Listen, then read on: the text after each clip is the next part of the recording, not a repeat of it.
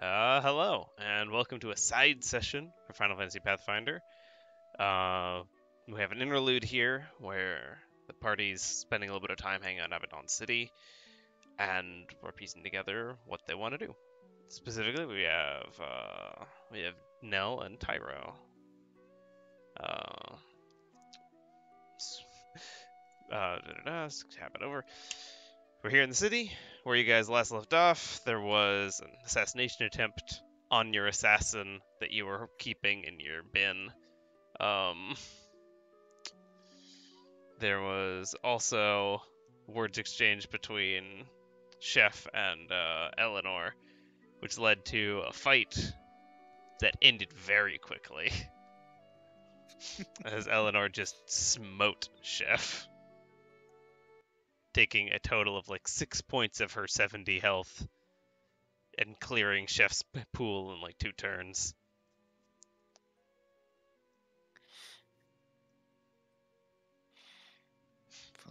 Poor chef. I mean, to be fair, the player knew it was going to be a curb stop. Yeah. Yeah.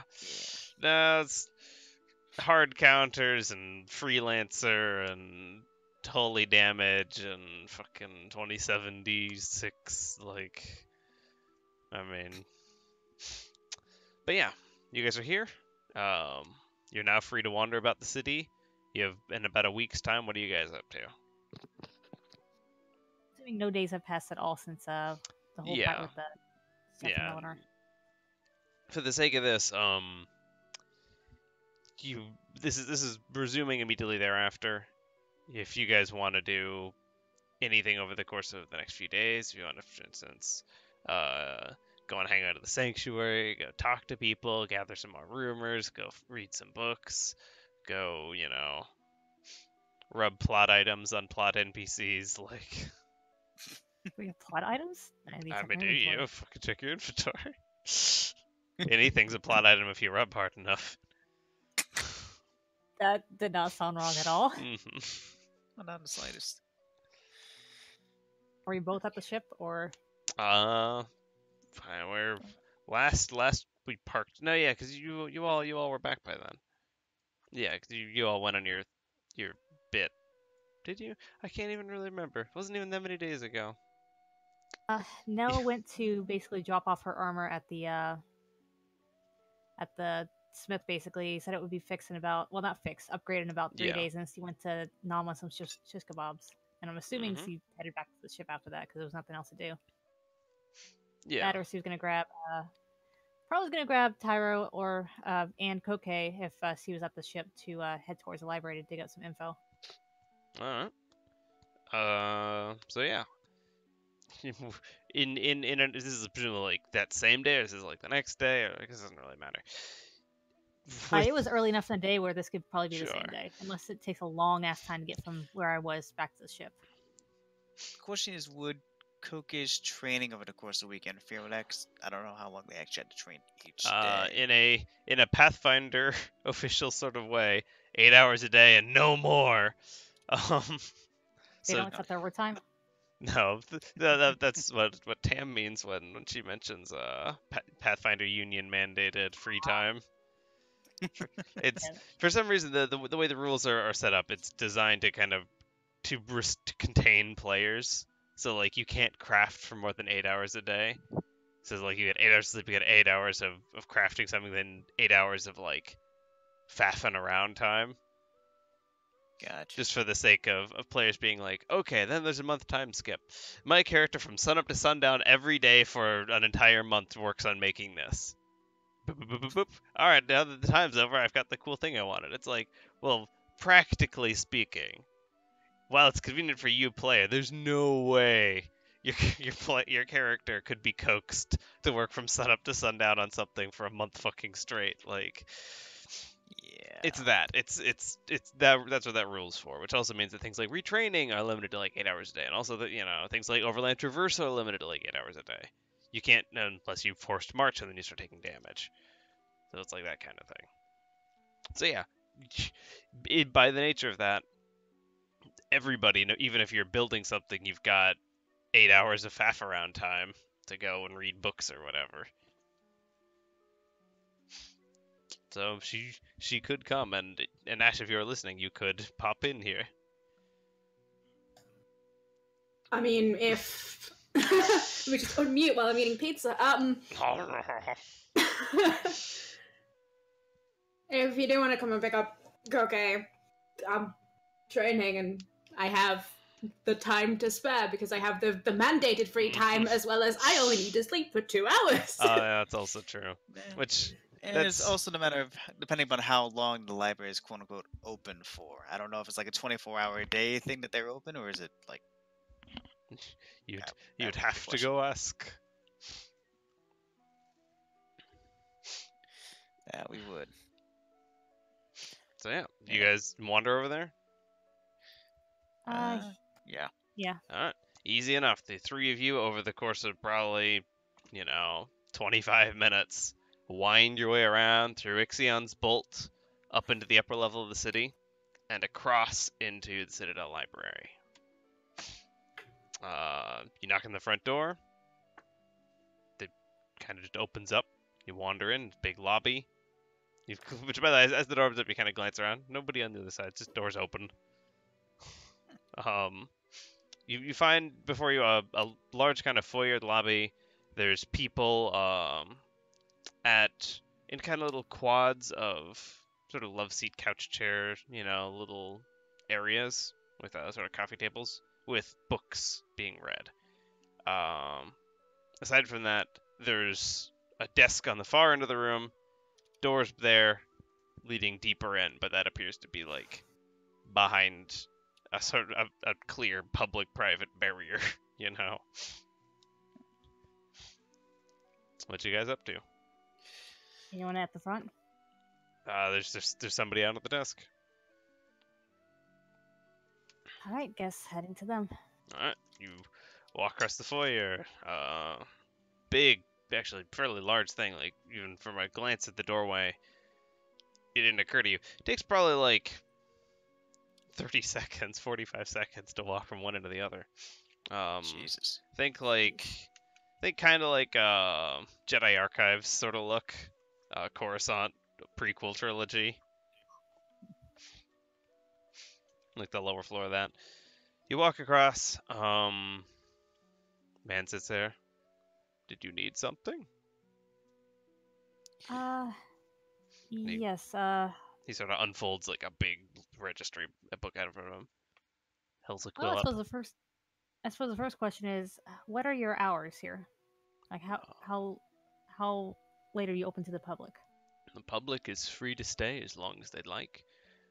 We will bring books to them from approximately 6 in the morning to about 8 o'clock in the evening every day. But if you stay here, you can wait, you can read. Is there a book you'd like me to send someone to procure? Well, the books that we are currently looking for, and I actually motioned to Koke because I believe she would still have the letter from Amon or Amon to allow us access to the books in the back. Headmaster Amon sent us. Yeah, I didn't know if he actually gave you a letter, would drop his name or whatever. I got a name drop. Looks at you. Ah, Amon. Well, he is easily excitable.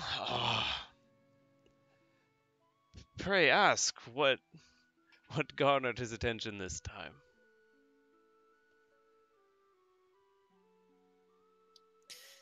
I need to look through the books archived here for mentions of a Shatterguard. Shatterguard. Well, nothing I've heard of, but if it's anywhere in the world, it will be here. He kind of like glances over, and there's like another clerk. Can you cover? The other clerk gives him a thumbs. Oh, thanks. Okay. Walks through the back. Come on, come.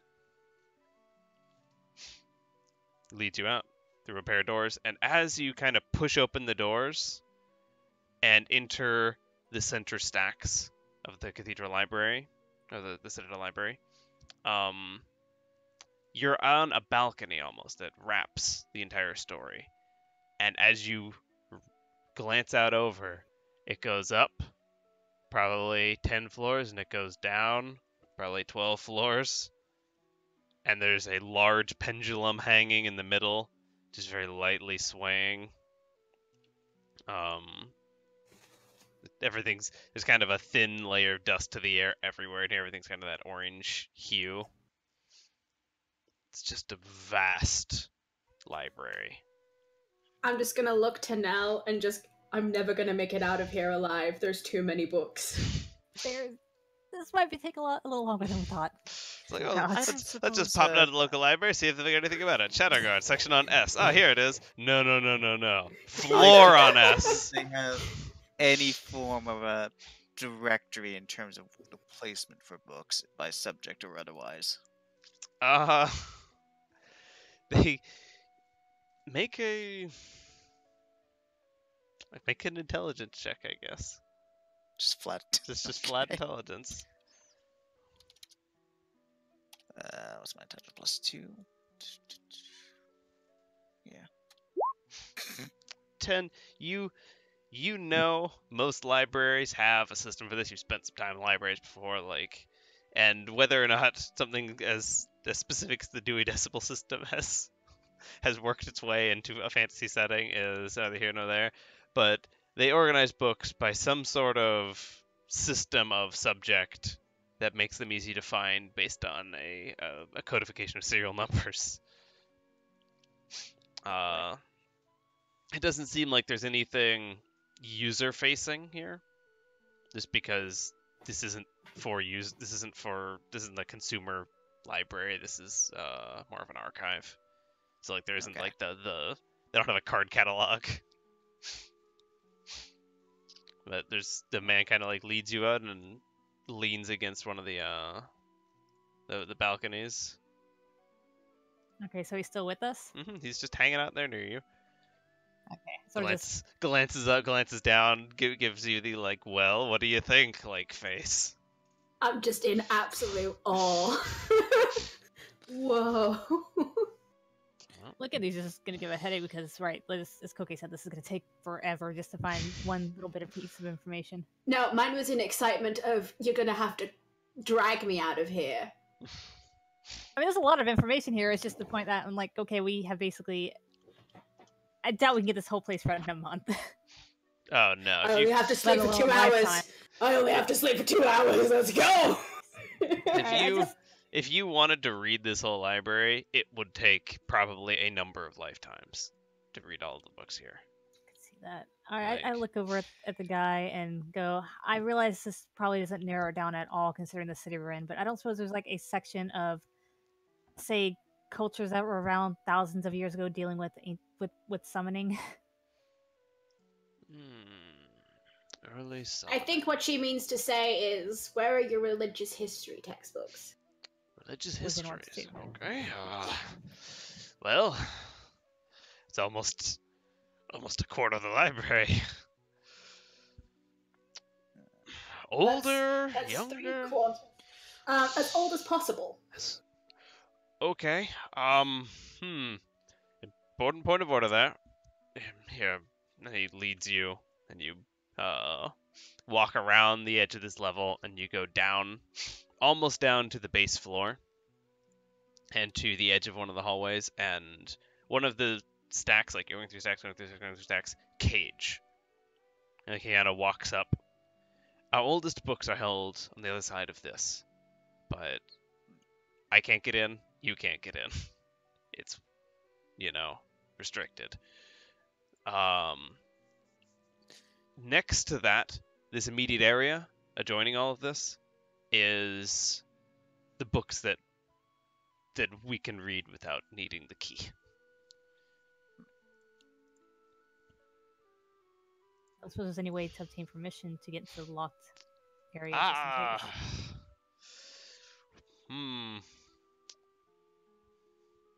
Well, you could... Who would be the good person to ask for this? I'm not saying we should start there, just if what we're searching for we can't find here.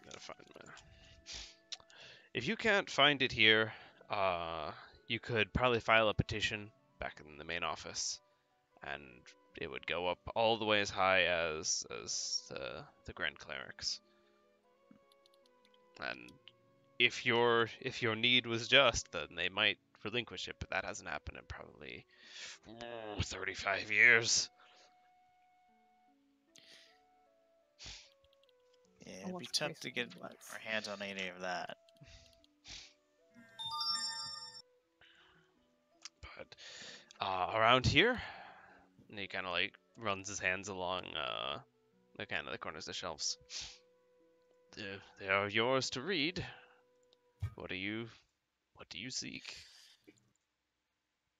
I am going to seek books with any information regarding the overall, I guess, what's the word I'm looking for? I guess purpose of the primals. What purpose do they serve within this plane of existence? Okay. You glancing around here, you find a book dated. Checking through this. Give me just a second. Oh yeah, no. After that. You find a book dated 2000, the year 2000 of the Second Era. And it. What year is it currently? Currently, yeah, and I know you've asked before, and I missed it. It is currently the year 1526 of the Third Era. Okay. But yeah, you find a book, circa 2000, Era 2. It talks about the primals. It talks about the way that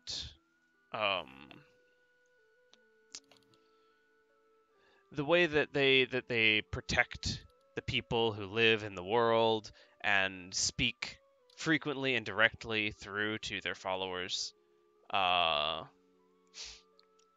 That there's this sort of symbiotic thing.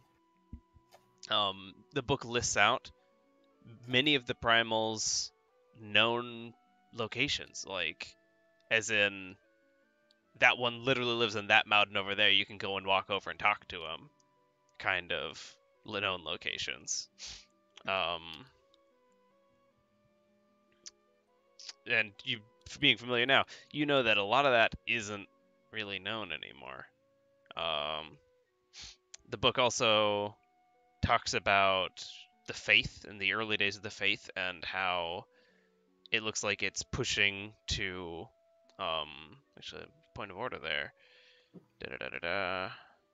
Yes. Okay. You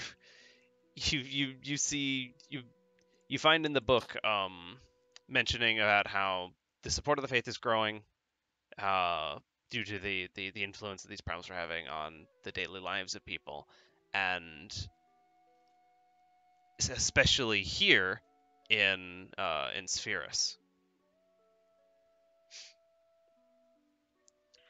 And Spherus is not a city on the planet right now. Who's to your training knowledge history? I think all three have knowledge history. Or is it just? I have to find my old sheet. 1 second. I mean, I'm definitely knowledge history. I have some points in it. Okay, yeah. Those knowledge history. Go and make knowledge history here. All right. Yeah, I don't have that, sadly. All mine's in Arcana, Spellcraft, and the Planes. That's about it. Yeah, you're not sure if you've heard of that name before. 15, 24. Yeah. Okay. Both of you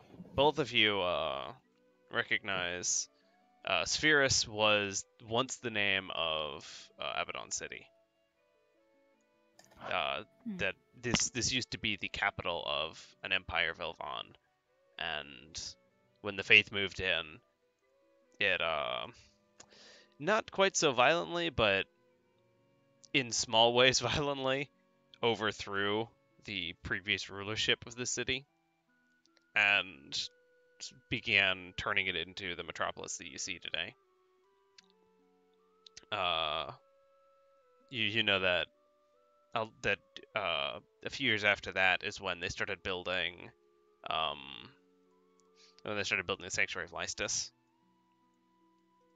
But that wouldn't happen for about another 1,000 years after this book was written. Real quick, when we were finding out, when we were like remembering about primal attacks in the past, there was some place that was attacked and then never attacked again. Do we know what that place was called? Place that was attacked and never attacked again. I'm trying to remember. Yeah, like the attacks stopped recently or something. Wait, hang on. Yes. I'm trying to remember now. Hang on. No. Let me take a fucking peek around here. I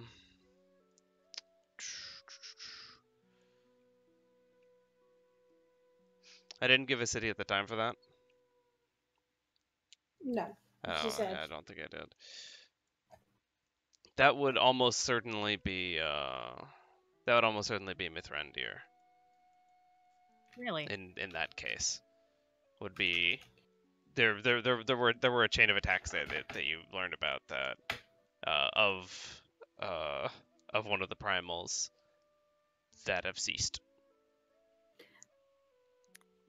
If this book, Tara, mentions where the physical location of these primals, is there any one of them near there? According to this book, there absolutely was. Living up in the Frostcrag, you know that Shiva once resided there. Wait, wasn't there information about Shiva and Moonbright? I thought that was... The other thing that I was kind of trying to look for as well was basically for what purpose they served, because the way the judge had put it, he seemed concerned if any of the primals had basically perished or anything like that. So I didn't know what purpose they served basically within the world itself, more so. There's legends in there that seem to paint the primals as the sort of divine creators of the world. You see, a lot of it kind of gets into the rhetoric of it, but it's, Titan and upon that day created the land, and then Leviathan flooded the seas and brought forth going through like all the elements. There's a lot of like that kind of creationism rhetoric that you find in a lot of these books, but nothing that seems beyond the sort of things you would literally hear in church down the street. Like, yeah. Weird question. All the books on religion and whatnot here, are they all based on the primals, or actually do the 12 even exist in this world? Because otherwise I'm gonna have to revamp a couple things about Nell. The primals as they are here, there's the 8 of them. Okay. No, I mean the 12 were okay. Like once again, this is out of character. The 12 are a set of deities in both 14 and on the FFD 20 thing. Do they actually exist in your world? So I had to rewrite something. I didn't have them. No. Okay. I had it pretty tight and thin as far as the religion stuff is here. Okay. Yeah, I'm gonna have to work something out later because I originally had Nella a follower of Oshan, whoever. Yeah, no. Well, I mean, there's always your choice of a fucking giant elemental monster.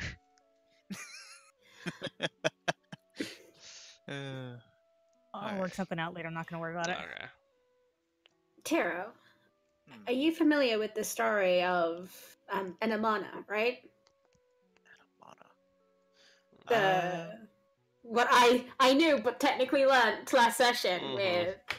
Is that pronounced correctly? Anamana. I am assuming that Eleanor would have given some sort of description of it where they rolled well enough to know about it. So that's a different story.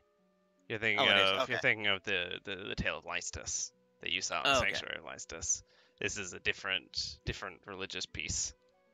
Okay. That's right. Are you trained? Yeah, I don't think you're even trained in religion. I am not trained in knowledge of religion. Yeah, no, the only knowledge I have outside of Arcana is planes. That's all I have. You ain't really touched this stuff before. You do the magics, not the gods. Yeah. I'll explain to him. Yeah, if he's not familiar, I'll explain to him the story and mostly point out the died and brought Veilfall back. Mm-hmm. Sounds very familiar. That it does. And that actually brings up another thought of mine. The very notion that Leviathan was basically slayed. And the fact that an earthquake happens is by no stretch of the imagination a coincidence. The fact that some form of magic, whether it be spell or otherwise, must have been tracking the life force of said primals for that area. And upon his death, decided to make that temple accessible. Which is very, very old magic, which makes me kind of wonder if maybe the obelisks that are, around Moonbright used for that purpose. It's possible. It's been something that I've been thinking about myself. I just wish that we had a chance to see the pillar in the garden before we left. Yeah. But just between everything that's going on, there's been no time. Yeah. Should I leave? You can wander. You can hang out. Yeah. I'm just wondering I'm wondering if like any of the runes that I observed while looking at the obelisk resembled anything close to any form of like tracking spells or anything like that. I'm trying to piece together what you did actually see. What I think the closest thing to that you saw in the bits that you saw was the idea that magically something is being observed, and that could be like the life of these primals. That could be something, but like it's definitely a watcher kind of thing. Okay. Like in there. Yeah.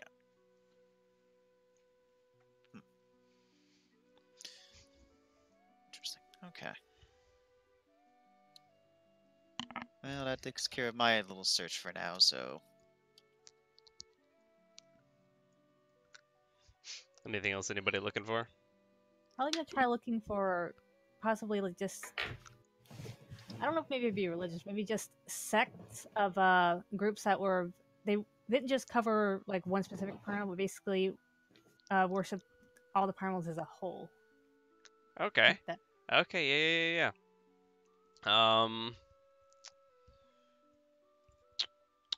Go for the sake of this one. Go ahead and make a perception check. Because there isn't a search in Pathfinder.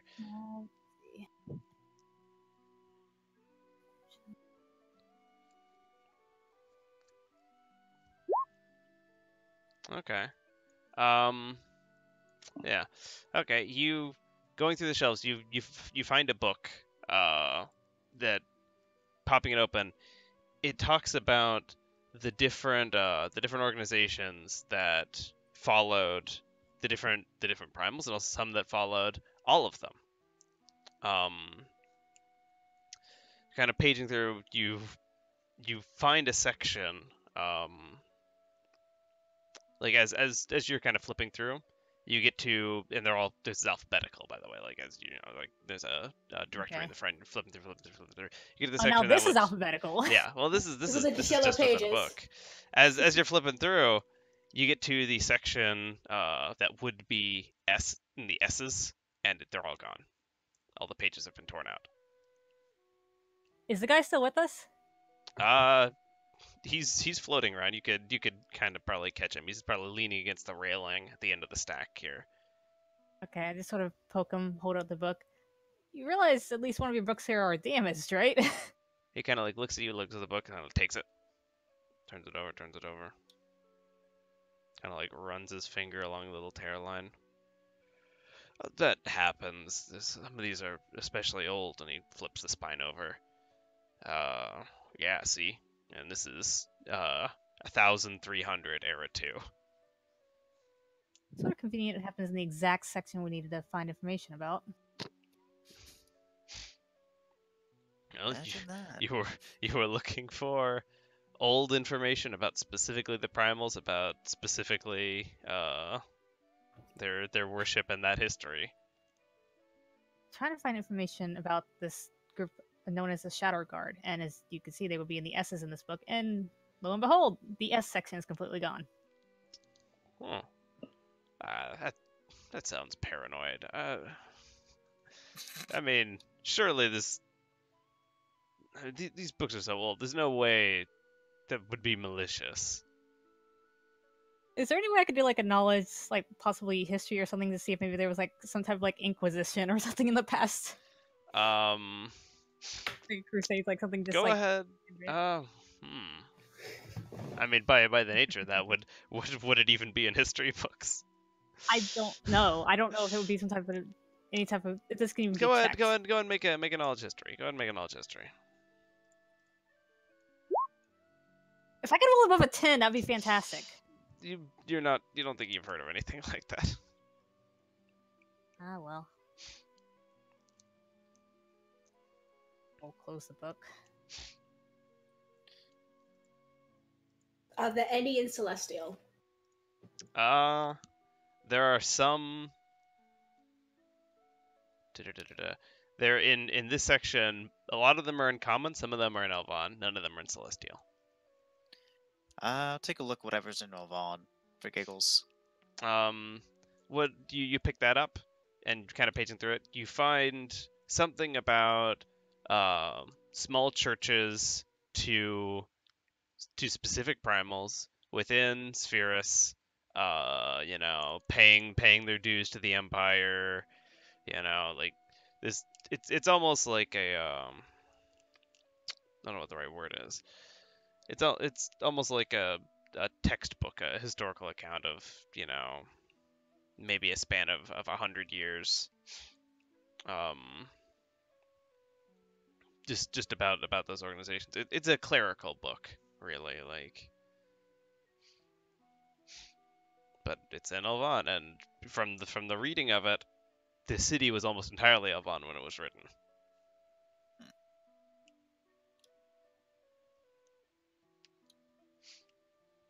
Interesting.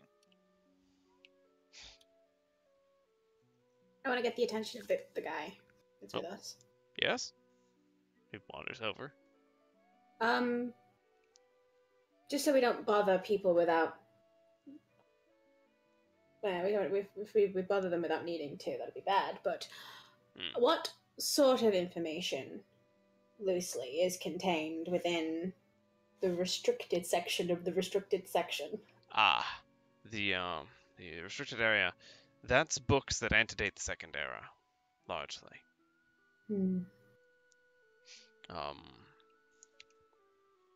A lot of early First Era books. Some books in there from the dawn of language.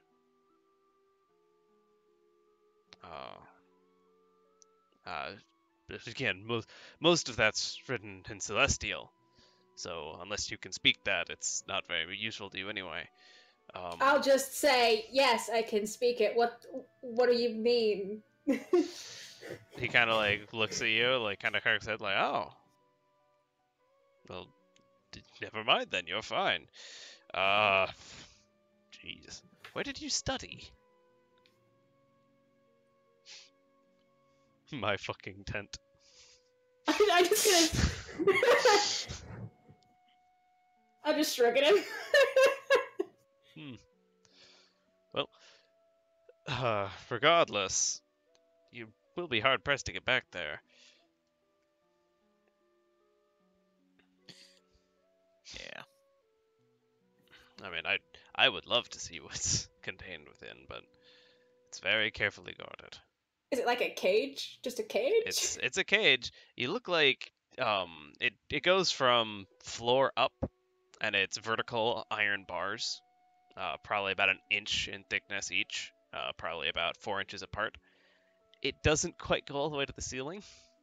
There's probably about a 2-foot gap between the tops of the bars and where the roof is. Just gonna face palm.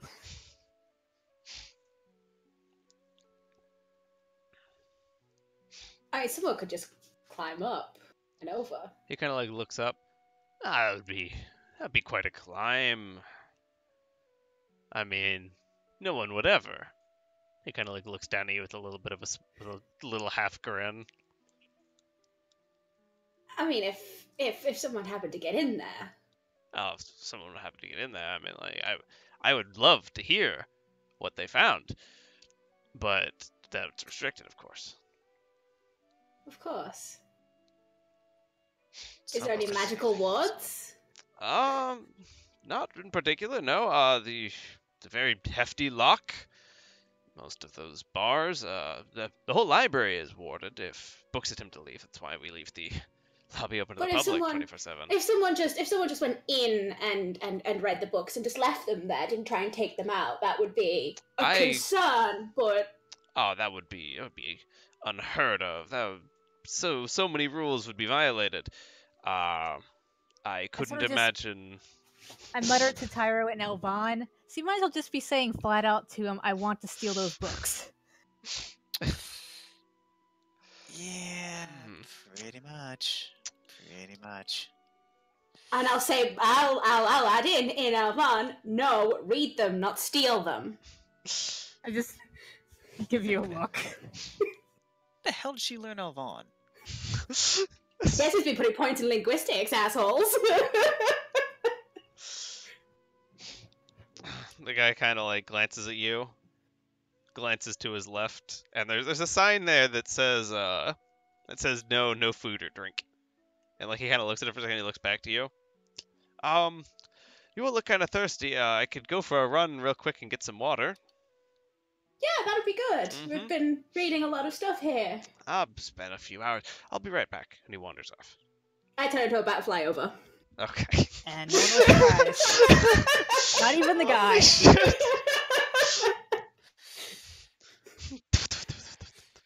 Well, I'm like, you know what? Screw it. I grab Nell's shoulder, dimension door to the other side. You're all on the other side of the gate now. Oh, that works. How am I going to get out? I can just fly. I mean, I can dimension door over. It's fine. There's a pretty hefty layer of dust on everything in here right now. Be very careful with these. This is very precious knowledge. Celestial books. Hello. What you guys looking for? Does anybody else speak or read Celestial, or is this all on me? Celestial is apparently similar to Elvon, so we can probably get a little bit of a gist of it, but that's about it. Yeah. If you see anything that looks useful, I'll have to directly translate it, so at least you're not just going to be looking at things you don't understand. Are these at least somewhat a little bit categorized? Kind of. You looking around, this is a whole lot looser than the other. Like a lot of these books are, they don't seem to have a number system because of the probably 150 books there are back here. The people who would be allowed back here know all of them by name. Of course. Kind of that sort of section, like. So at that point, like, why bother numbering them? We know them. Like. All right, while they're researching, I'm gonna just like skim like the titles. Do any of them have like anything that say either Moonbright or Shadowguard or anything similar to that? Ooh, okay. You do find a book. In fact, yes. Okay, yeah. Yep. You do find a book that talks about the Shatter Plateau. Plateau. Are you measured? Do you have knowledge, geography? I'm a bard. Yeah, as a bard, being one weary of the world and its places, you've never heard of the Shatter Plateau before. That's not a place. Huh. All right. What do you find find? out? Something about a Shattered Plateau. Either of you heard of this before? I Can't say that I have. Would a check be in need of this, or is this an impossible DC here? Considering I wasn't even allowed to do a knowledge roll. Yeah. If it's the question is, you could okay. Reading through the book. And I'll give you this. Reading through the book, it's an eyewitness, like kind of like what was the guy's name? Not Pliny the Elder. There's a dude in like in Greece, the guy that like recorded like that kind of went all over the world and just recorded shit that he saw, and so like all of our records of like, you know, Lighthouse of Alexandria being built, like this dude eating lunch watching them build it, and like it's that kind of guy. His book about walking around and finding shit, and I know how to live. Yeah.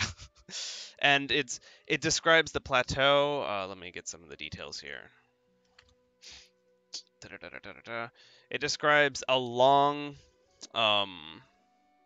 not oval, but almost figure eight shaped, raised jut of land, probably around 140 miles from end to end, sitting above this great trough. And up on top of it, in the middle, there was a large metal circle, probably 50 miles across. Did it say where this was? It's the Shattered Plateau. Like, where, like, nearby locations by the Shattered Plateau. So it appears to be kind of out of order and all over the place. You feel this guy. A lot of the landmarks that he seems to point out don't exist anymore anyway. Like it's got a bit of that going on. Talks about his lunch, but he can't talk about locations. You could make a knowledge geography check here to attempt to deduce what is being described in the world. I was 24. As I roll again a 16. Yeah, I can't roll above a fucking 10. I can't roll 10, period. Okay. You see the sort of closed area that it describes, like this sort of scope of something. You're familiar with various mountains over the Molten Sea that are, 140-ish miles. Maybe there would be a plateau here or there. You know that there's an area called the Vale, in just beyond the upper reach of just northwest of Abaddon City, that have some mountain ranges that could contain something of that description. But this seems to describe like a lowered area around it, like a trough or a moat. And Koke, you recognize the dimensions that this guy is giving off, and some of them are in like strange celestial units, but like being familiar with that, you're making the conversion. That's the same length that Moonbright Island is, from end to end, approximately. Oh. So we might actually have something here. The Shadow Plateau with the Shadow God Temple under it. I mean, Leviathan was living in that book that you read, Tira. Where was Leviathan at before? Let's see. Okay. I guess. Reading through that book, and that book is 2000, year 2000, Second Era. You're familiar that book had that since forever, based on its own understanding, Leviathan had been living in the Moon Sea that surrounds Moonbright Island. Just right where you found him. I don't think the Moon Sea's natural.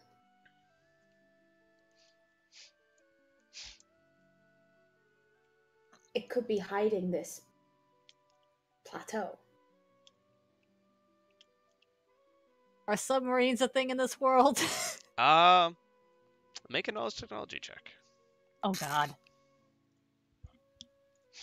Can I aid another? I'm just gonna mutter myself. Is there something that can cause one to go underwater? Because I guess that's. I don't think I can.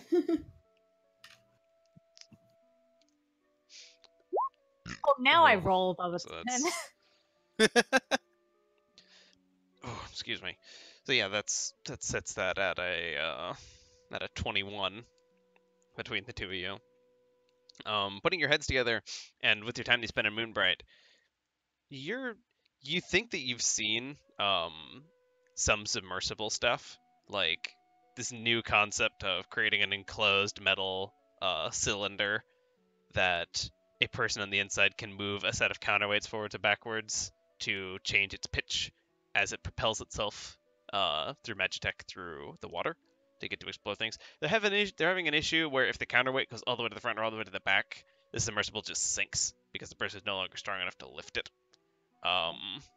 So that's not really working, but you know that that's starting to be a thing. Why do you ask that? Oh, if you think it's not natural, there might be something at the bottom there. Oh yeah, you can't just swim down. Yeah, we can't all turn to giant serpents of as Koke just like whips her hair around. Oh, not everyone can just swim underwater. Technically, there's a spell for that I can learn, but I don't think it would probably last long enough. Plus, probably water pressure would kill me, but still. I think underwater breathing's like hours per level, right? Yeah, it is hours per levels. Yeah, but I'm talking about the overall water pressure going deep, and I was like, probably would not have a good effect. Mm-hmm. Do you not remember, past the sacrificial altar, all the way down, there was that just abyss? I was trying not to think about that, but yes. We need to think about it. It's important. Maybe for you, both of you actually know things about magic. I'm just now starting to dip my toes in this and still don't really understand it. I'm still an intelligent woman now. You can help with this. Out of character with my of 10. You're an intelligent woman. Is everyone just like you just like glance through your character sheet, place the cards back down? Mm-hmm. I'm sorry, but bardic knowledge. You've picked up a lot of things. I'm trying to give you a compliment. I can take it back if you wish. Like I said, that was obviously out of character anyways, but I just sort of just... Sass. I feel it on the ether. Anyway. Yeah. Which this you guys like thinking? Seems like it's another trip to Moonbright is in order. Well, there's always reasons to go there. Do a quick skim. Is there any of the books that say anything about the Shattered Plateau? Like cover-wise? Cover-wise, okay. Because I can't obviously read it because it's not Celestial, and that guy could be back like any minute, so... Actually, I'm gonna roll a quick perception to see if I hear anybody walking around. Okay. Go. 21.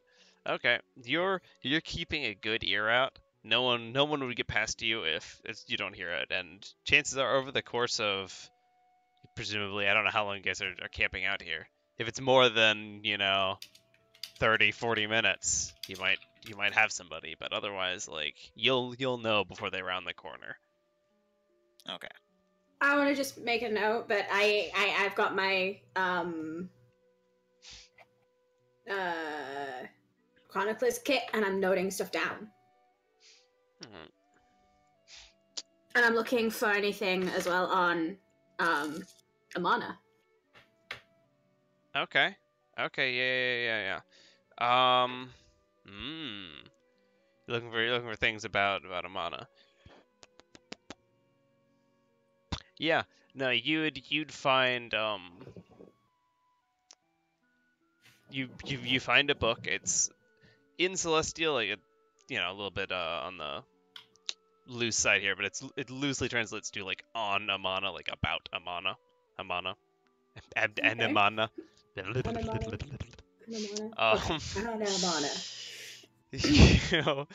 You page through it, and the story that you heard about the shrine, it's very familiar. But some of the details are not quite right.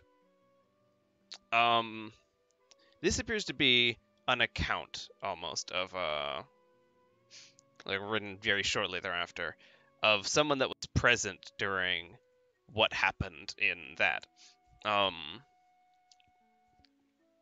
You find, you find something about a man, who is nameless in this book, who was a clergyman of the faith that joined, and the line there of the faction that he joined with is inked out in like India ink. He very quickly ascended through the ranks because he was extremely talented with magic. Eventually, he reached sort of this high council where he enacted a coup to seize control of the organization. There was a strange sort of split that happened where some people followed him and some people followed the old council, and that turned into an armed conflict that lasted for months. Eventually, it was discovered, something was discovered about this man. It's kind of vague, but like some great revelation was had. And everyone sort of turned on him, but that wasn't before in a moment of almost like almost like peace talks. He was in the chambers with living Valifor and slew him. And the book makes note about a replacement that occurred, and that this was the first replacement of Valifor of its kind, by a young cleric her name was Anamana. Does it say how the replacement occurred, or was it just, hey, this woman took Valifor's place, everything was cool now? It talks about following the example of the magics that had been arrived at the end of the first era to make that possible. It mentions something about an old book for that ritual, but nothing in the specifics. Not like where she went or like what specifically she did. And of course, not what book it had the info. Yeah, no. Can only hope.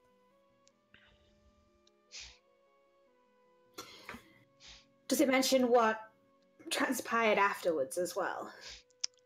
It actually, yes, in a funny moment of meta looping back around. The book, it talks about like you going through the page of this after that conflict. Order was eventually restored. They became more insular, and to ensure that this would never happen again, and you turn the page, and all the rest of the pages in the book are gone. Okay, does anyone else notice a trend? Please don't tell me I'm not being paranoid here. No, I think this is... Think of how secretive the judge was in the first place, and how he couldn't give us this information. I asked, what does being a replacement entail? Can't tell you that. Like they did an entire purge on this group for some reason. They did it on themselves to protect themselves. Obviously. This is...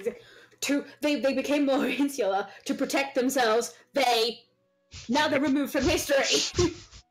But also, if they do that way, they can't basically group their ranks, which basically means that, yeah, they're going to die out. Whatever they were supposed to do, it isn't going to live on because there'll be no living members. The judge was still functional. Was. Maybe still is. We don't know. Yeah, that's pretty dust back there. Valifor was slain and was brought back. Valifor was also a primal. We have no idea what he was. No magical constructs in there. Talking door. You do not have permission. Fuck your permission. It was a Shadow Card club. They were just all back there going like, no girls allowed, basically.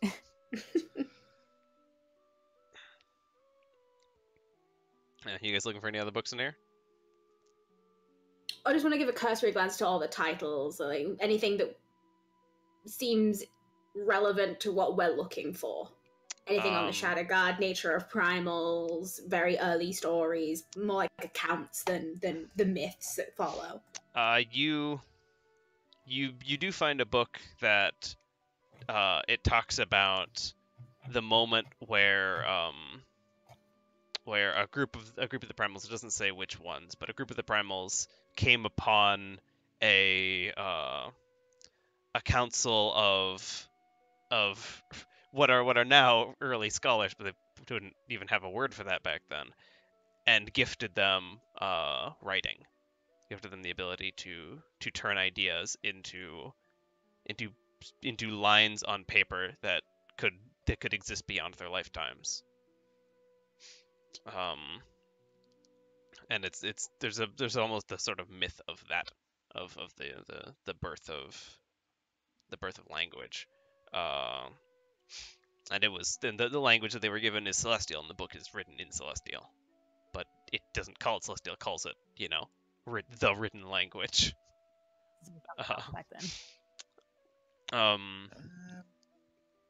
You also find you find a book that's about, it's like the closing days of the First Era, and it looks like it's a military account. You're just taking that. There's lots of books around. You pull that one off the shelf, and it's like a private's field report sort of thing, like if even it could be called that. It's more like a journal.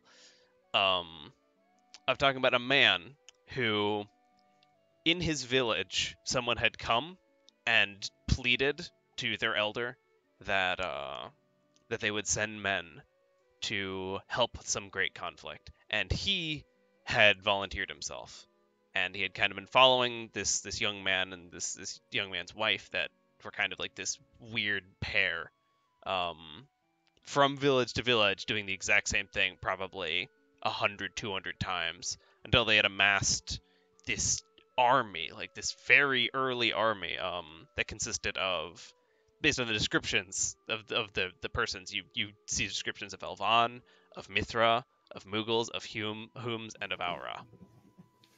Oh. And they marched in villages, in individual villages, sort of like small and in small towns. It's the distances are kind of vague in this report. The guy seems to make it seem like they were walking from one end of the planet to the other. Doesn't make any sense. My people are on the steppe. What? And you mean the Vermesians wasn't on that list? There were no Vermesians on the list, no. You hear, like, you keep reading it, and it cites that they all sort of formed at a at almost, not a causeway, but at the plane that they knew they would be coming from, because this was the only way that they could make it past them. They being this unnamed, unknowable something. There was a clash where this army of, and this, he literally has sketches of them in here, of these creatures that they're almost like the upper half of their body of a lizard with like a long head. Carvings at the sanctuary. Yeah, very similar to those in depiction, and like the bottom half of their body almost like trailing smoke, crawling like out of tar, across this sort of plain, and like, the world is dying behind it, kind of thing. And that their armies clashed, and that they were utterly ruined. They were pushed back, and that this man, by sheer luck, survived to write about it. You see him talk about how the great stone one twisted the earth to erect a sturdy wall to buy them more time, but that by doing that, the village that the young couple had come from was flattened in the conflict as it swung further north. After that, the entries sort of stop, just pretty abruptly.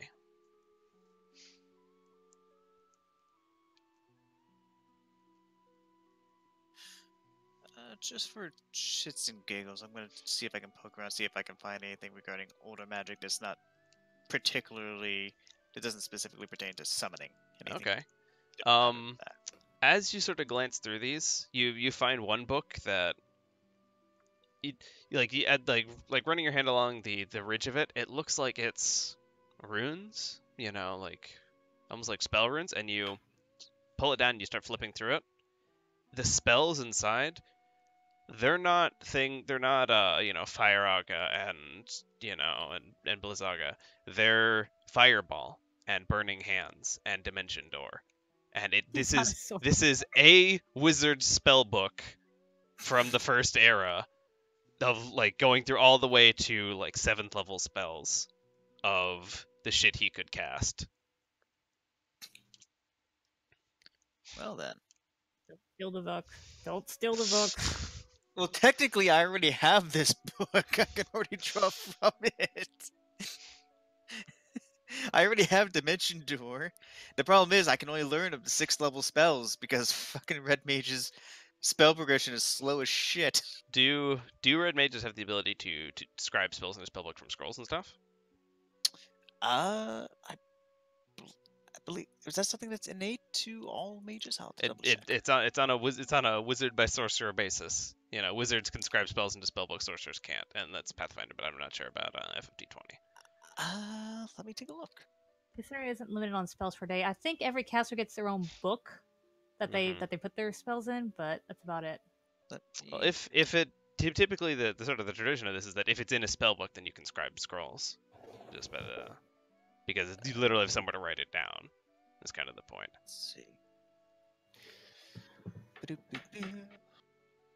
Do a quick little bit of, let's see, magic spell types.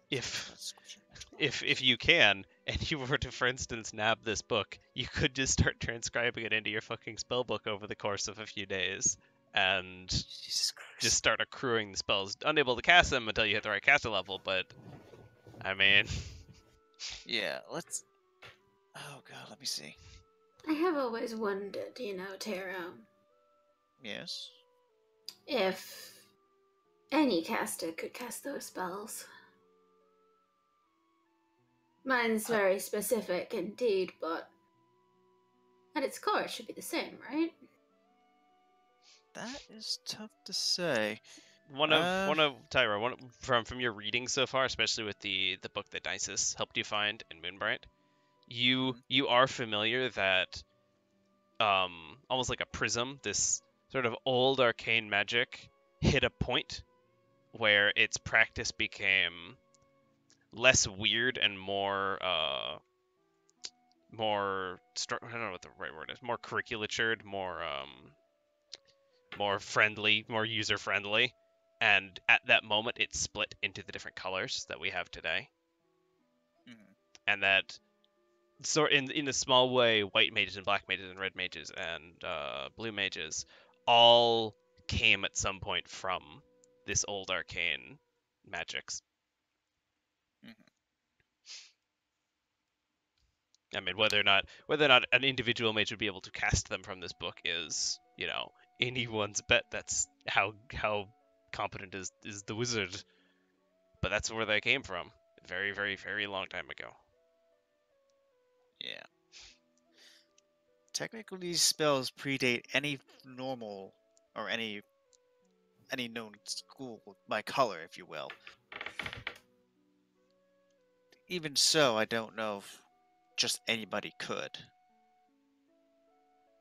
I don't particularly fancy my already long hair growing. How long did it grow? At 1 plus 1 foot. Ah, yes, it would be longer than the rest of my body. So I'm going to avoid that and perhaps Perhaps speak to Kai when we return to Lilin. Would say something, but I'm pretty sure only Tyro and Koke heard Dices say it, so no would have no clue. What did they hear her say? Basically, Koke was asking Dices if a blue mage could learn Dimension Door, and she just went, "Not a blue mage." And Tyro overheard and yelled, "What about red mage?" Like way back in the dig site thing.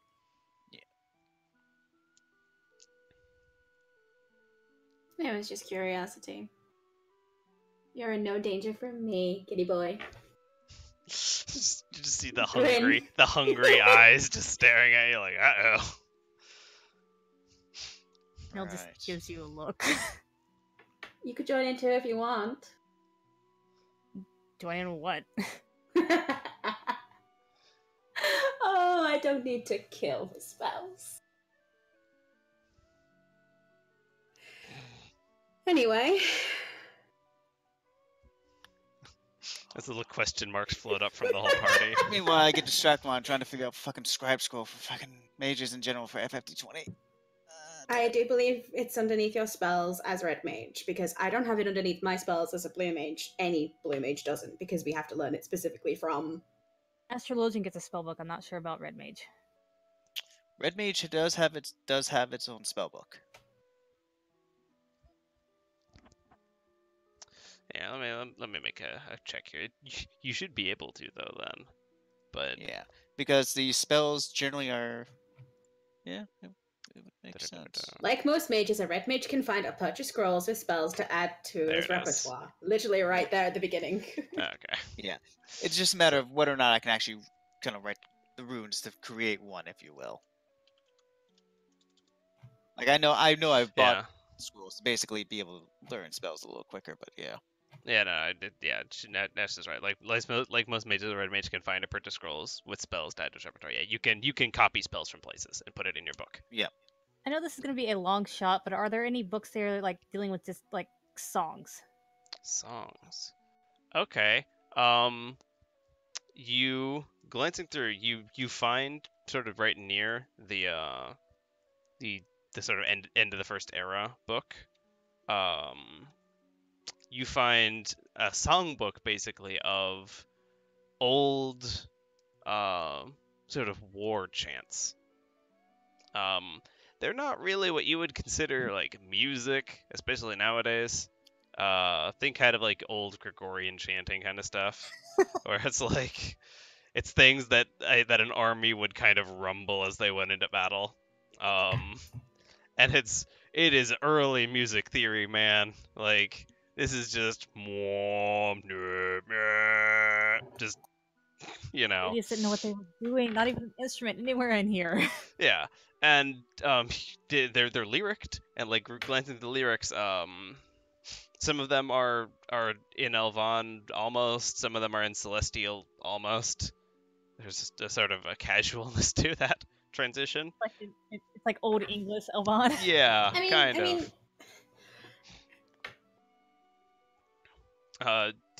you find a theme of conviction, and you find a theme of of bracing against the darkness. You do pick out a line in there that is conviction even in darkness in one of the chants. Oh. Wait. What? Okay, I want to make 2 copies of that specific song. Note down. Okay. What was that song about? It was a chant to yell as traveling into battle in a group. It's like the about of it is kind of just we're all here, we're all soldiers. Let's do this thing. Yeah. Come on. Like, you know, it's a let's all get hyped song. We're going to fight that over there. Like. Koke, are you just writing down the words, or are you actually writing down the score? I think Eleanor might actually be interested in this. I'm making a copy of both. Over the course of probably 20 minutes, you jot it, because you gotta like draw a little staff, and you gotta put little circles and lines and shit in, and like. I'll say, since I'm familiar with it, I'll write it out. I mean, obviously should know how to write freaking music. Yeah, which, by the way, if Nell has a bit of staff paper, that would speed this up quite a bit. I don't know if I don't think I'd have. Well, I mean, I have my songbook. I suppose I can get some Yeah, out no, of that. you can get the Oh, last that would make it a lot the quicker. last You can note that down. the I can note last down the lyrics. dozen or so pages are just blank for you to be able to write around like Does most Profession Scribe songbooks help have. with this at all? Yes, actually, very literally. Like go, that's one of the reasons why I took this. Go ahead and make a Profession Scribe check. Jesus Christ. Okay. From my time doing clerical rewritings of things, with the 10, you in probably 5 minutes, just because of how familiar you are with like just copying text, you can just read it with one finger while writing it with the other. You whole thing onto a page. Just hear a typewriter ding out of nowhere. Can you do that a second time? Sure. Okay. Do I roll again or just? Yeah, you make a similar copy. Another 5 minutes goes by. Okay.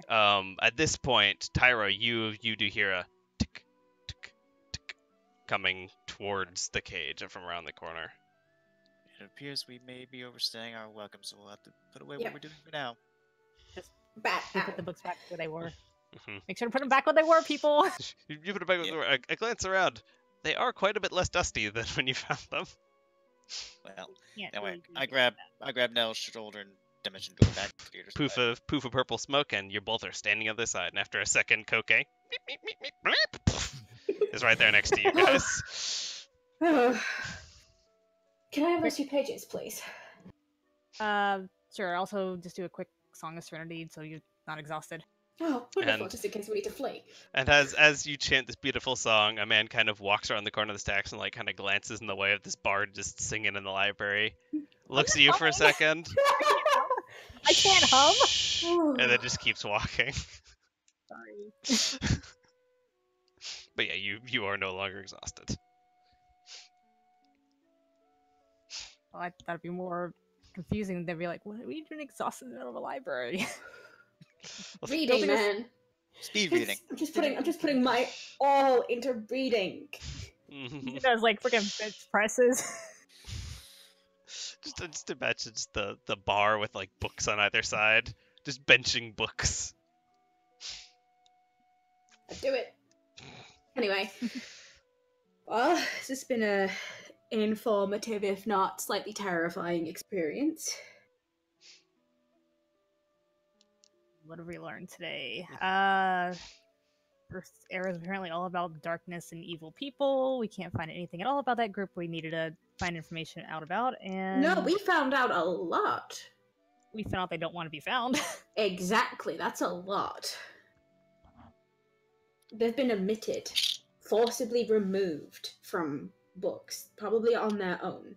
They did that on their own. All of this is just telling me we need to go back to Moonbright. How many days do we have left of the ceasefire? I need to get you guys a calendar, or you guys need to go buy a calendar please. at some point. I'm sure we can get any like. It was 90 I'll days. go do that. God, 90 days. The funny thing about this world and there only being 4 months and 25 days apiece, from that ceasefire to 90 days afterwards is almost a year. The world makes no sense. Okay. So, funny Days point go there. way by. That started from that ceasefire started on the 2nd of Fallen Leaf. It is now the 4th of Snowfall. It has been 28 days. 28 days of that 90-day ceasefire.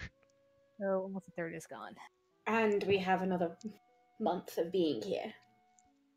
The Hitomi. I mean, we have an airship that can circumvent the globe in just over a week. We need to go to East Haven. Possibly need to check out something in Xanope. We need to find out how much fuel that'll take us. This is turning to a giant headache. We need to get permission to go to Hildfar.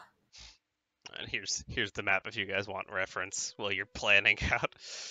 Fucking We'll take a stop over here, then we'll head over here, then we'll go all the way back over here, and then we need to find how long the fuel will last us first. Sure, Cookie can tell us. We'll need to find out how long the fuel will last. Yes. We have a month here, at least, for Hitomi's sake. I'm not sure anyone would be comfortable with leaving her here after assassination attempts.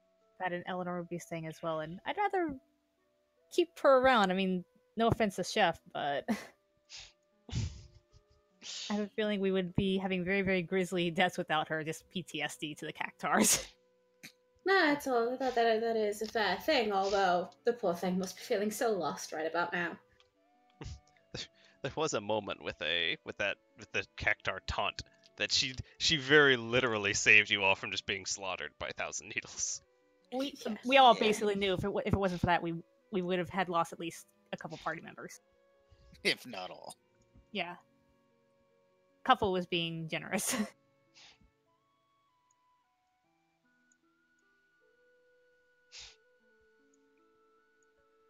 We need to get permission / whatever it is to speak to the or at least the family in charge of Hilfar. That's the reason. That is the second reason we came here in the first place, I guess. Explain what we need to do in Avedon City in order to get permission. I just remember them say we need to go here. You probably heard at some point that it would be helpful if you got word from the faith here in Avedon City, because you know that Hilfar is a theism. Like, it's one of those situations where they're loyal only to their religion, and you are here happening to be at the city of the center of that religion, and you could bring a permission slip from their boss's boss if you wanted to. So the question there is, do we need like a letter of approval from like all the temples or just one of the temples? That entirely depends on what you're trying to do. Go there, I guess. To go there, you have an airship. You can just fly there. But don't want to go there and just be like, take it down. There's been a few complications with my learning of the summoning arts. Without a god to actually summon, learning is proving a little bit awkward, as you could probably imagine. I'm sure a field day in that temple teaching you. Don't worry, I'm giving them just as much as a hell time as I give the rest of you. Oh, good to hear. I'm a know-it-all. There. It's only been one day, but you know, has it been going all right? God. It's been going fine, and like you flash back to you just have a flashback moment, like you're there at the temple, and it's like no, put her down. It's like, you said you wanted Leviathan. Koke is giant Leviathan, like holding this priest lady, like, oh god. It's like, no, I didn't mean like this. I meant like with you at the flash back to the library. Yeah, it's been going fine. I think I'm getting along well with everybody. That kind of flashback, I almost want to feel like doing sense motive. Well, sensing mode, my motive, I think it's going fine. The thing is, though, your perception is irrelevant. It's the perception of the way God perceives it. So he says you do stupid shit, you try to lie about it, you still have to roll bluff against me. No, that seems fine to me. No, actually, this is all going fine. It's all fun and games. Mm-hmm. A combat-oriented culture. Just let me get 4 or 5 levels in Mystic, guys. I got this. But I'm probably gonna have to end up seeing if I can speak to summoners from other groups as well. We have Hitomi, who is at the end of this a summoner of Ixion, and whatever responsibilities / powers that holds.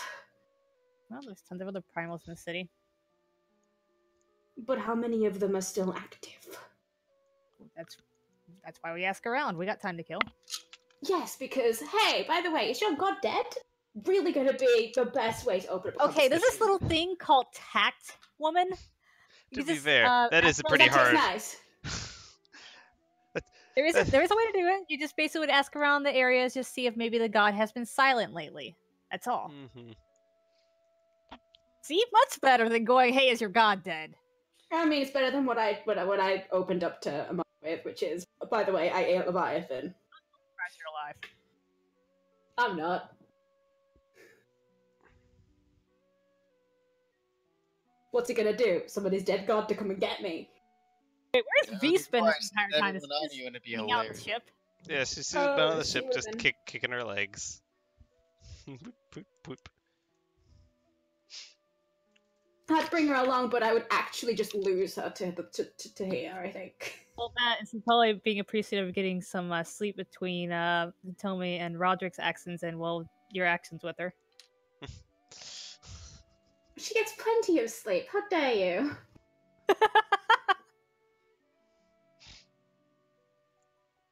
Two hours is enough. Meanwhile, okay. My in-person self dies if I have, like, less than 7 hours sleep a day.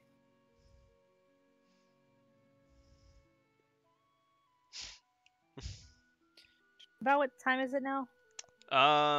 For the time that you guys were here, the kind of few hours looking around before you decided to make your grand book heist. And with already having the 8 hours passed for all you wandering around doing city stuff and Koki doing her training and blah blah blah, it's nighttime by now. Like you're probably pushing into like 8 o'clock at night. I do want to head back and make sure she's okay. I know Eleanor's around, but right, should probably hurry back. I hand you the notes I made. Yeah, great, thank you. Air quotes notes, like literal notes on a staff. Well, yeah. I want to take a sheet of paper, one of them there with the lyrics on. Put that with, separate. So I've got two of them. Keep one with me, fold the other one up, and I want to look for when we're leaving the guy that was with us. Okay.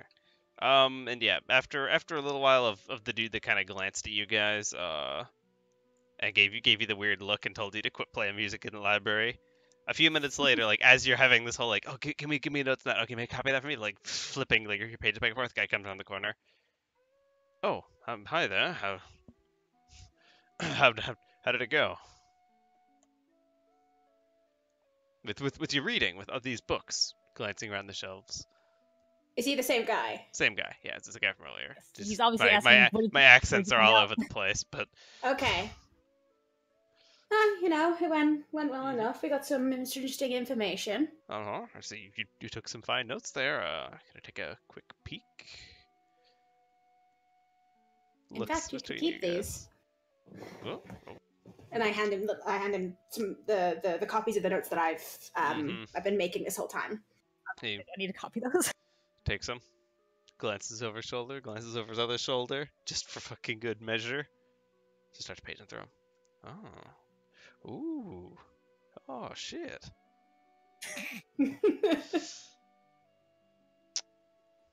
Opens up one of the sides of his like kind of vestments. Stuff. Closes vestments. That was beneficial for both of us.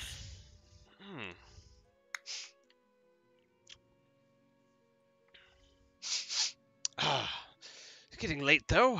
Don't you maybe think? Yes, I want to head back to the ship and relax. So, how do we get out of this place? I'll walk you out. And he walks you out. You walk over and there's a sort of stairwell again, the same one you came down, and you guys climb probably 8 floors, all the way back up to the sort of middle that you came in at. And he leads you back out through the first set of stacks and back into the sort of atrium lobby area. While they're walking out, I'm gonna just scribble something on one of my pages. Mm-hmm. As they're heading out, I'm gonna hand it to Koke and go, "Oh wait, you forgot one of the notes here." Oh, thanks. What is it? What does it say? It basically just says, Tyro and I will meet you back at the ship. Don't wait up. Okay.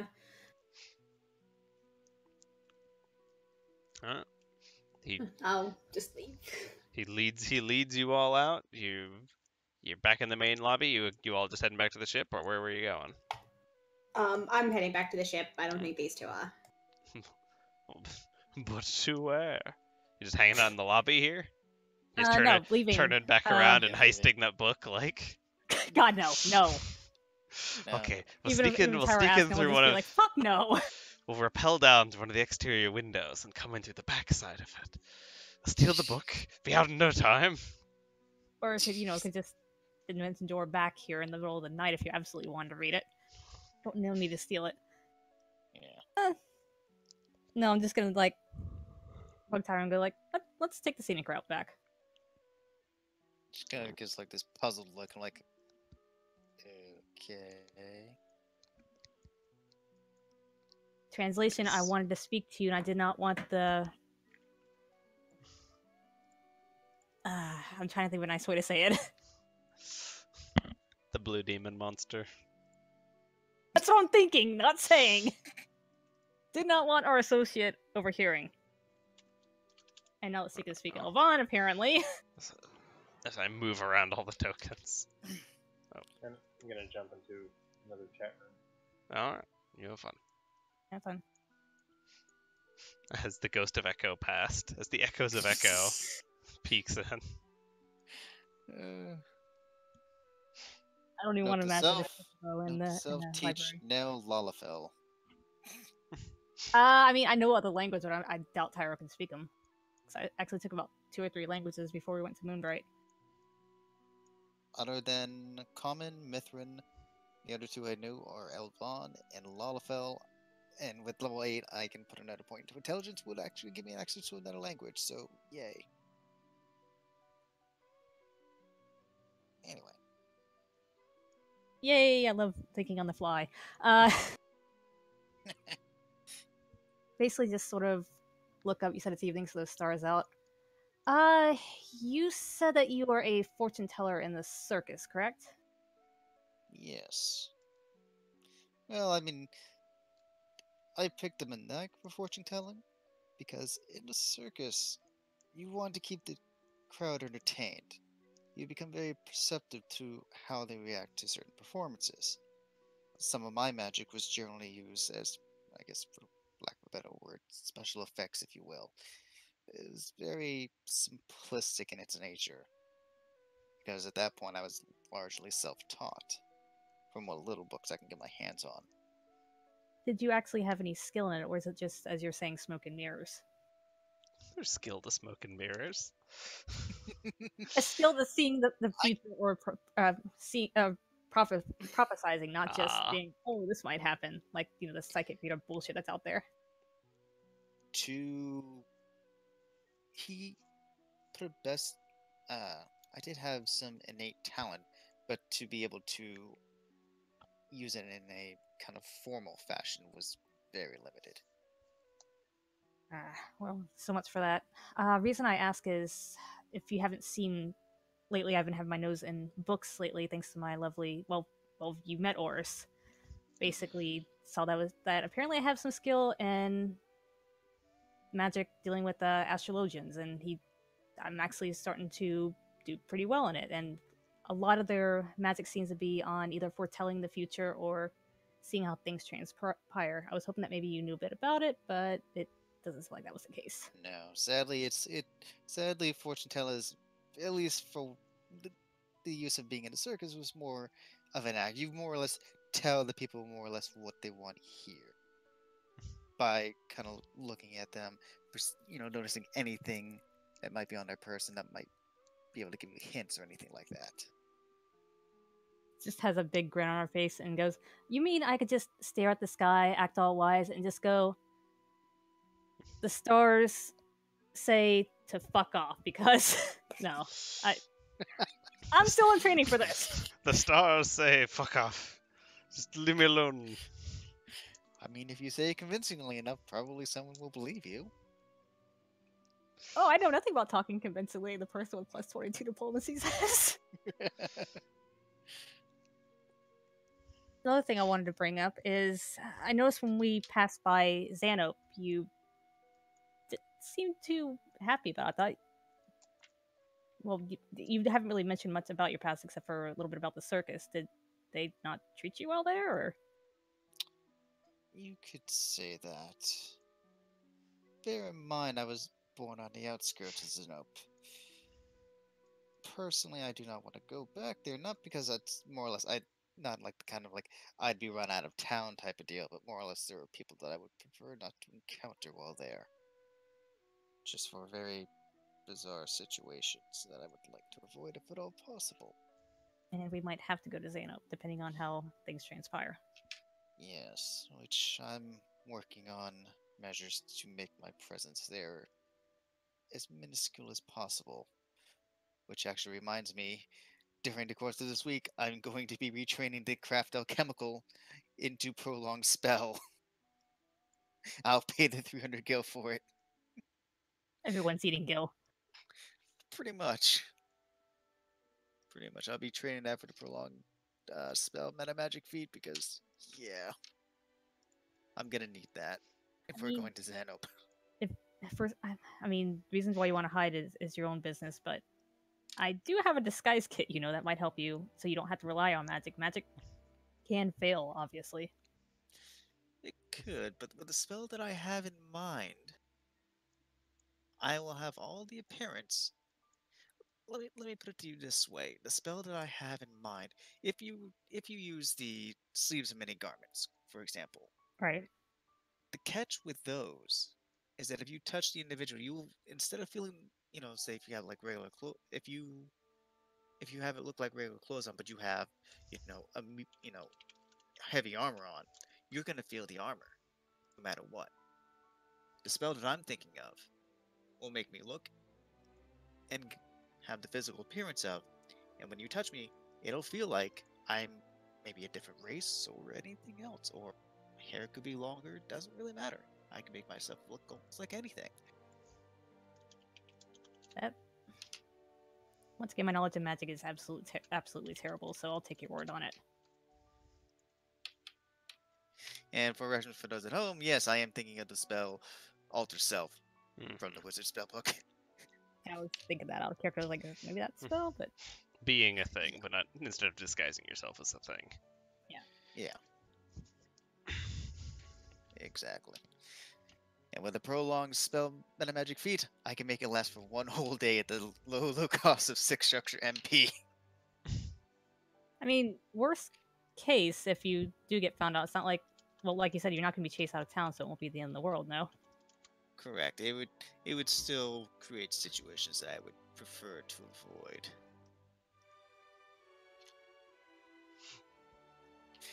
Which makes me realize now, shit, I'm gonna have to write more fucking backstory. Tyro's biological family. Although, to be perfectly honest, there's not gonna be a great deal to write because he hasn't seen them in almost 2 decades. So. Well, that can be some of the most exciting things. You can't technically write things that your character doesn't know. That's what I had to end up doing for Nell's dad's story.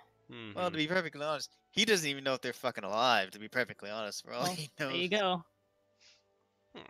But where's the excitement in that? So...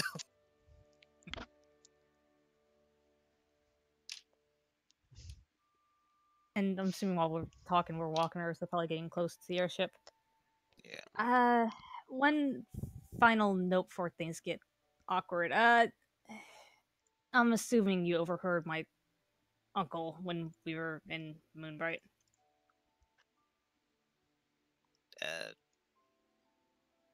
Oddly enough, I think I did. And now that I think about it, now that I think back, it's like, I think Echo noticed as well. Don't translate that. Well, it's not so much. Well, I don't know about Echo's understanding of the concept of it, but they at least understood the common they could understand in terms of they knew the words that were being said. Whether or not they understand the definition of those words is a completely different matter. At least he's finally getting the concept of Gil, I believe. Yep. At least there's that. However, the reason I was helping you is obviously not for romantic notions. I mean, don't get me wrong. I mean, damn, you're cute, but how far away from the airship? You're just passing through Ixion's Bolt. The canals are flowing. There's I mean, presumably the only way back here is taking those perhaps too romantic now little boat things. I forgot about the boats. Like, I seriously did forget about the boats. Oh, fault. You know what? So wait a minute. Around here, about... Son of a bitch. It's kind of far. It's a big river, man. Well, wait a minute. While you're deciding, she's just sort of like power walking away. Yeah, you can make it across in a dimension door. If you went up to the corner of Leviathan's Bounty, you could hop across the river in a whip. That works far better. It'll take the long way around. And you guys continue your walk through Mercy Plaza, along the side of the river, the Court of Leviathan's Bounties. People, a lot of people are tying down their fishing boats at the end of the day, and the airship's over there, just in range, just barely. Put my hand on her shoulder. It's like, all right, keep your arms and legs in. Wait, what? In the cart at all times. Dimension door to the top of the ship. Poof of purple. You're standing on the airship. Beeline straight to my room.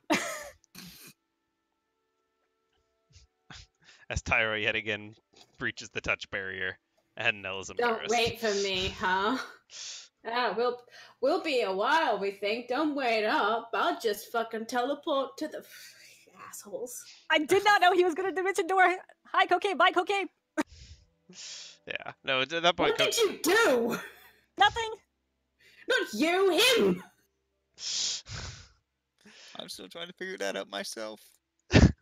This is so fucking anime right now. Holy shit. And it is. Girl runs away with blushies. What did you say to her? I don't know. It's totally okay. No, I mean seriously. God. Like no, Taro. Like seriously, what did you say? Because like if it gets her off my case, like I'll fucking take anything at this point. Fuck off! I'm being sassed from the ether again. As you hear just echoing from a floor away, or two stories of the airship away, just hear echoing through the hall. Fuck off.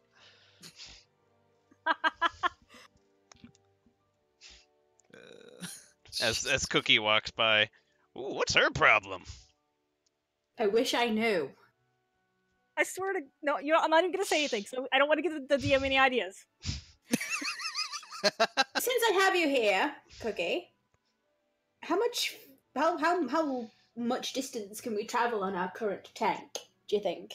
I mean, technically speaking, anywhere. How many times anywhere? We've used probably about a fifth of it getting out here. Okay. It's not actually far more efficient than I was fully expecting. It's going quite well. We could circumnavigate the planet probably 2.5, maybe 3 times. That's excellent. We're gonna probably be needing to travel around a lot. We're gonna go to Hilfa, back to Alolan, maybe even stopping by Moonbright again. Hopefully in that order. That way we're not jumping around too much. That's the plan. When are you planning on going? I mean, you're stuck here for a week. Tomi's stuck here forever. A month is not forever. A month is forever. I mean, I mean, a week's forever for me. I've got to sit in a stuffy building getting told that I'm not allowed to just... And I've got I'm living a floor away from a giant robot I can't take out for a drive. You think I'm having a fun time with this? Oh no, Cookie has the worst time of his life. Is there no way we can't get this on anywhere? Like... We might be able to find some more land to dock it. Yeah, we can do that. Probably find somewhere else at the very least. The whole boats are kind of cumbersome. I mean, he kind of is like, points over to the shore. I mean, I can just, but all you and your boats. I just swim over. It's fine. I am a giant sea serpent after all.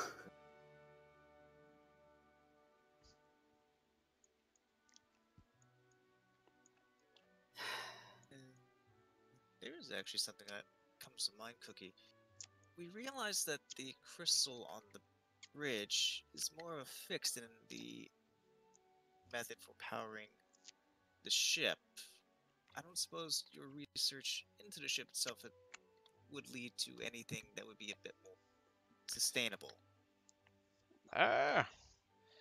Well, I've done the best I can to make it flyable, and maybe some of it isn't the most elegant way.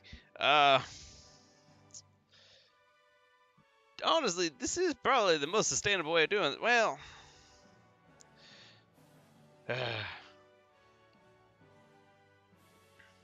imagine it was the best method at the time, but given enough time to do additional research into it, do you think it would be possible to come up with a less burdening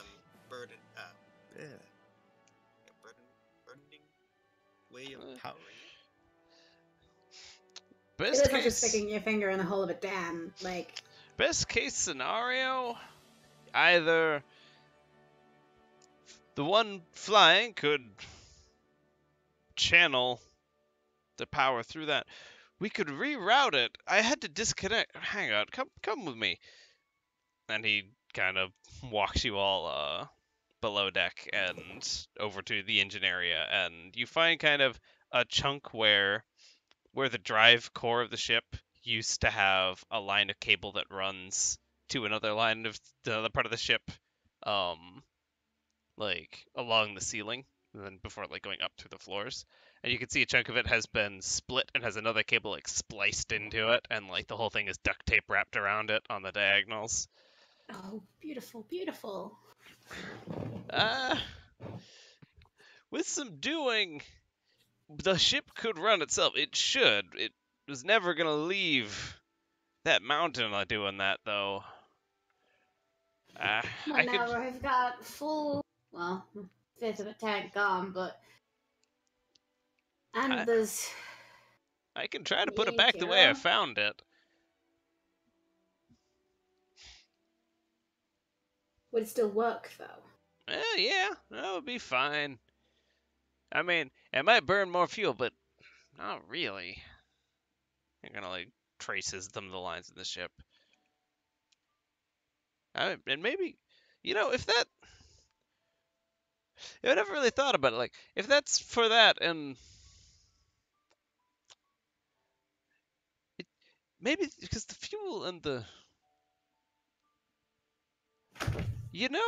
And he kind of wanders over, and there's another like big chunk of machinery with like an element of it that spins, and another element of it that like has a kind of a rod like jamming through the middle of it, and this connected back to that. That may have actually been to charge this originally. Now that I think about it. It's just like lost in thought, just like wandering around looking at stuff again. Oh crap. Just back away slowly. As Koge finally realizes what the party discerned in the flight over, that the alternator hasn't been hooked up to the battery this whole time. Please, Tom. I'm not surprised. I'm gonna help Cookie out a little bit, and then once that's done, and I get bored, or he just like, no, I got this, I'll go back to base. Mm-hmm.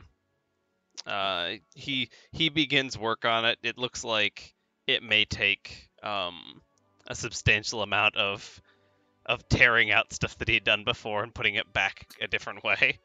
If we go ahead and get a knowledge technology from each of you. I don't have knowledge technology at all. No, from you and from Cookie. From the. Okay. I guess if you have knowledge technology, you could help them though. Nope, I don't. There's a 28.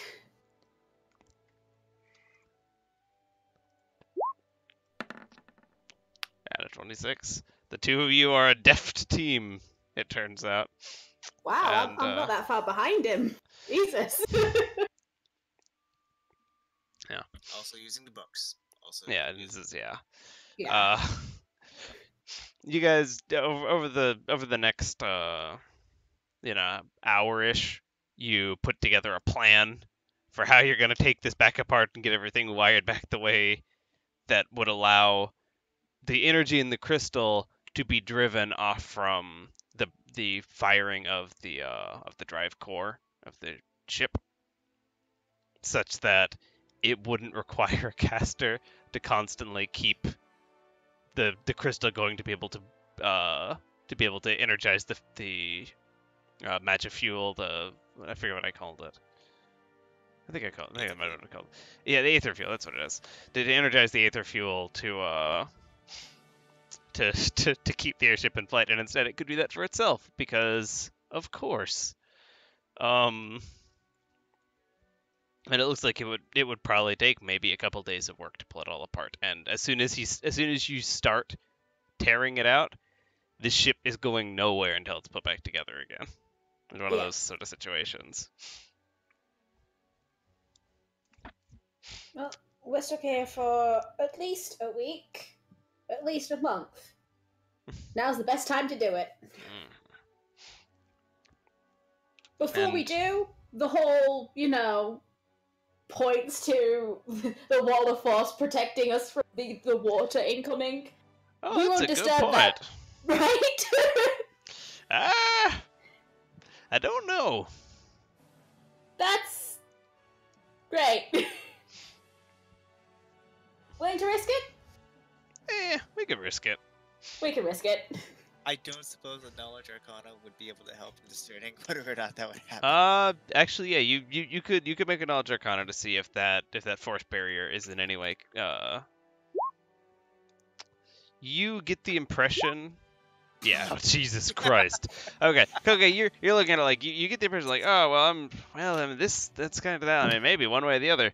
Tyra, you look at it and it's like, if they were to shut this down, that would absolutely turn off, and this ship would start taking in water from the bottom. Well, shit. This is why rules are important. And as you're kind of like walking around, like and noticing that, you see like cocaine. I'm glad I did not take a 10 on that because that my 10 would have been exactly what cocaine holds. I'm like, shit. Over in the corner, you see Cocaine and Cookie are like standing over the machines. It's like, all right, let's do this. And, like he reaches out in slow motion for the lever. No. you stop it, Emma? Are you stopping us? Are you stopping him? Or you just fucking let him do it? Okay. Okay. I'm stopping you. I don't care if I have to Okay. burn another dimension to push him out. I was like, no, don't do Okay. that. Yes, as Tyro in very real slow motion dives over. Cookie's like, what? I mean, if you want to turn the lever off, like, you can at least help with the rest of it. That's not it. You pull that lever, this whole thing floods.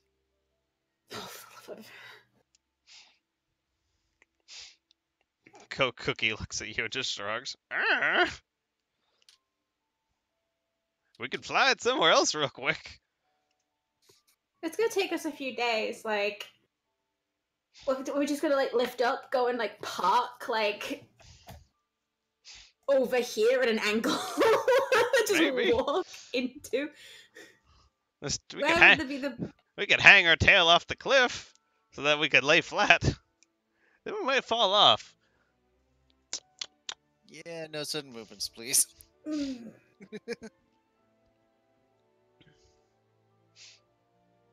We'll see what everybody else says tomorrow morning. I'm getting a headache. And you wander your way off, and you find Vise. She's in the mess, just nibbling.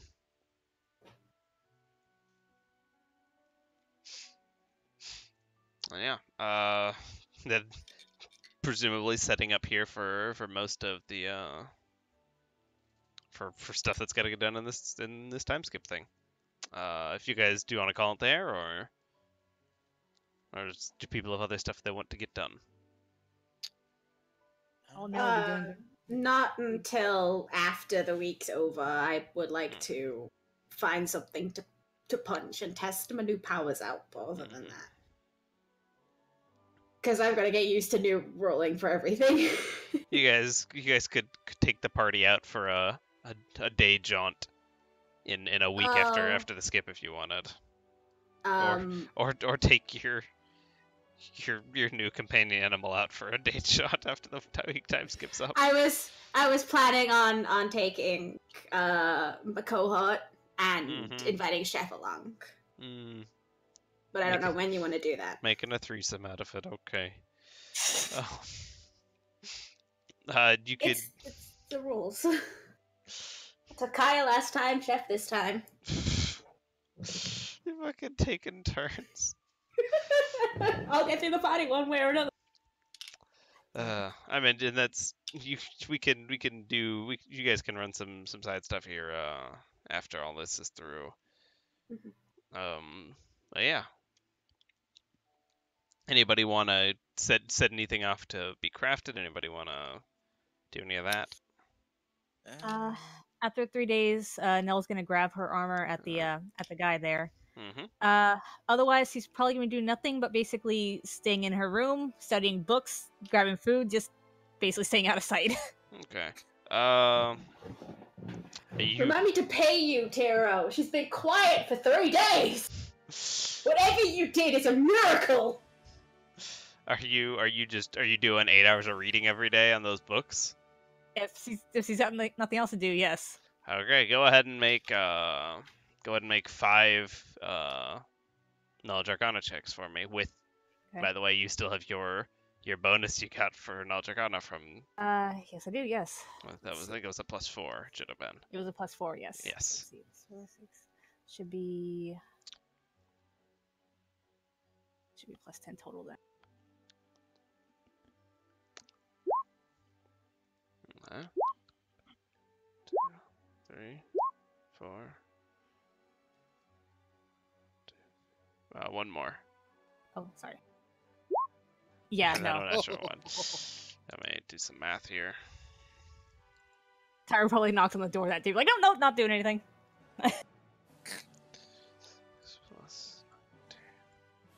Oh, you're very close, but you're not quite. You don't quite have your next bonus. You get the impression that probably even on a natural one for 1 more day, you would have it. It's hilarious. As you're cumulative 6 juice away from it. Yeah. Other than retraining that feat, I can't think of anything else to do. So. Yeah, and over the courses you can pay and go and find a place or on your own in your room. You can do any feat retraining as per Pathfinder retraining. Yeah. I guess I'll take a look around and see if I find any place that'd be willing to train for that kind of feat. What's the feat?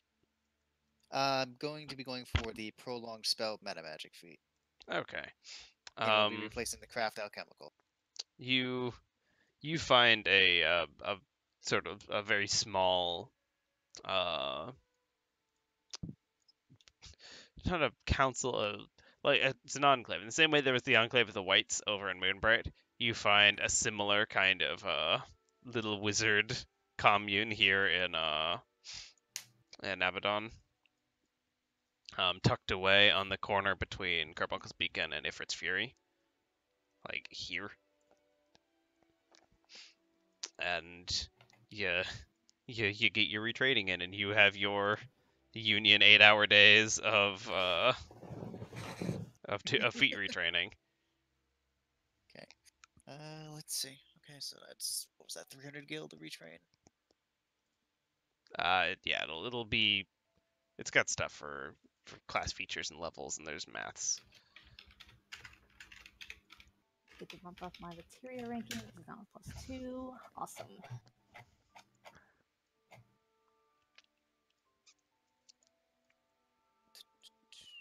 Let's see.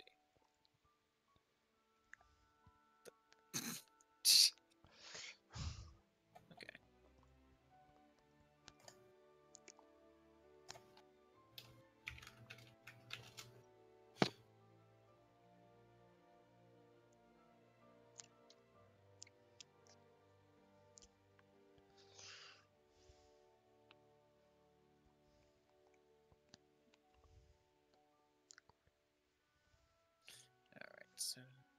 So how much gil is that gonna cost me here? Let's see. So how do I end up going about calculating that anyway? Well, here it's the retraining stuff's the same for Pathfinder for FF D20, right? Let me double check that. Should be. Okay, training Pathfinder. Feet. Da, da, da, da. Where is you?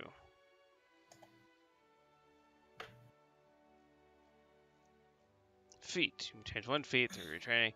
A feat takes 5 days for a character who has the feat you want. So yeah, one aria a week. Old feat can't be used as prerequisite. So you can't jump over an old feat by swapping a feat out from under it. And that costs. It's 10 times your level times number of days. You are a 7th level red mage? 7th level. Yep. 10 times 7 times 5. 350 gil. 5 days. Alrighty. 50 gil it is. And for 8 hours a day, every day, in the same way that Koke is training for 8 hours a day every day, and Nell is reading for 8 hours a day every day, all 3 of you do a thing for exactly 5 days straight. As that just happens to come out like that. I am still a very, very cheap bastard with my gil. If you want to bring Nell to try to haggle down the it's fine. Like I still have over 4,000 gil to my name. Is basically what I'm saying. It's like I don't spend gil very much. That's more of what I'm getting at. I'm more frugal than anything else. Like in terms of like how much I actually spend. Like I probably have more gil than most. Actually, no, that's probably wrong. I don't know if Eleanor spent much of the gil that they got from. To be fair, Eleanor has had like next to no gil like majority of the campaign. Yeah. Anyway.